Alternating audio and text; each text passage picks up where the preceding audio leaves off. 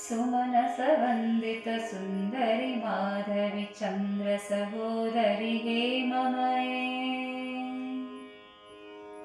मुनिगणमण्डित मोक्षप्रदायिनि मञ्जुलभाषिणि वेदनुते पङ्कजवासिनि देवसुपूजित सद्गुणवासिनि शान्तियुते जय जय हे मधुसूदनकामिनि आदिलक्ष्मि सदा पालय माम् अहिकलिकल्मषनाशिनि कामिनि वैदिकरूपिणि वेदमये क्षीरसमुद्भव मङ्गलरूपिणि मन्त्रनिवासिनि मन्त्रनुते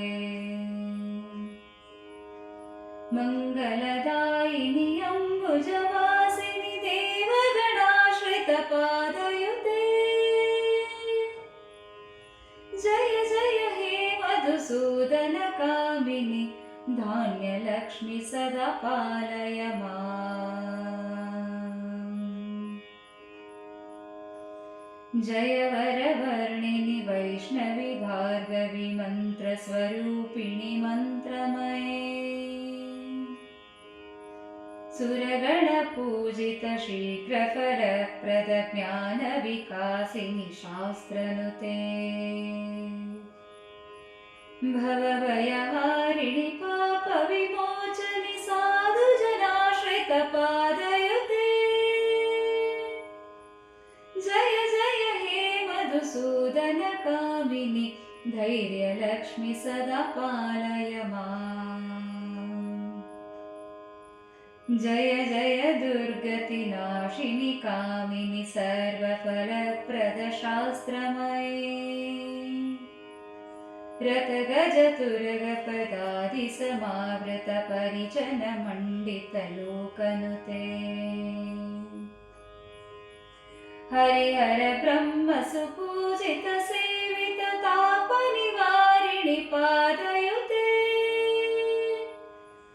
जय जय हे मधुसूदनकामिनि श्रीगजलक्ष्मी पालय माम् ऐकगवाहिनि मोहिनि चक्रिणि रागविवर्धिनि ज्ञानमये गुणगणवारिधि लोकहितैषिणि स्वरसप्तभूषितगाननुते सकलसुरासुरदेवमुनीश्वर मानववन्दितपादयुते जय जय हे मधुसूदनकामिनि सन्तानलक्ष्मी पालय माम् जय कमलासिनि सद्गतिदायिनि ज्ञानविकासिनि गानमये अनुदिनमर्चित कुङ्कुमधूसरभूषितवासितवाद्यनुते कनकधरा स्तुतिवैभववन्दित शङ्करदेशिकमान्यपदे जय जय हे मधुसूदनकामिनि विजयलक्ष्मि सदा पालय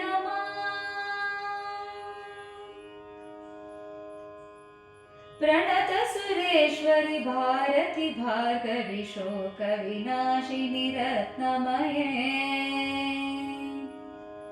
मणिमय भूषित कर्णविभूषण शान्ति समावृत हास्यमुखे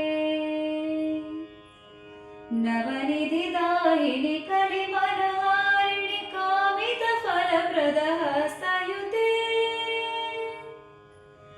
जय जय हे मधुसूदनकामिनि विद्यालक्ष्मि सदा पालय माम् धिमि धिमि धिन्धिमि धिन्धिमि धिन्धिमि दुन्दुभिनाद सुपूर्णमये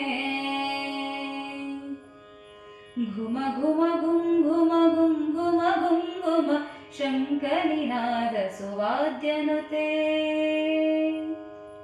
वेदपुराणेतिहास